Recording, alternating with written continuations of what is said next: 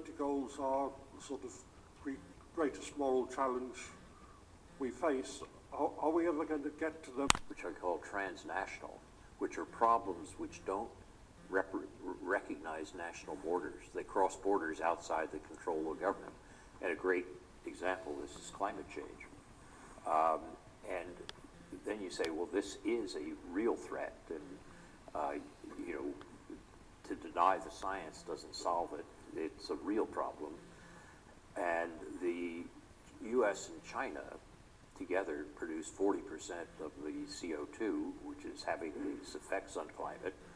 And then you say, in traditional international politics, what could we do about it using traditional state instruments?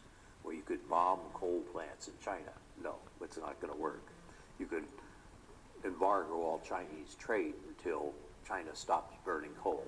What about U.S.? And other countries? Australia is also burning coal.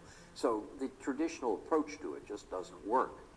And the answer is you're going to have to learn to develop coalitions, which include countries like China, Europe, Japan, Australia, and others, to deal with these problems. So even though the problems cross borders outside of the control of nation states, you can't solve them without getting cooperation among nation states.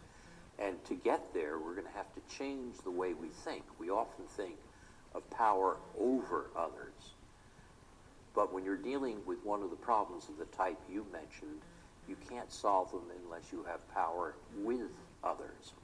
And as long as we keep thinking power over is going to solve it, I'll bomb the Chinese coal plants. No, it's not going to work. If I can get China to agree to a set of goals which will reduce the carbon intensity of their growth, which we saw in Paris in 2015, I can begin a process in the right direction. So, yes, it raises a number of important moral issues,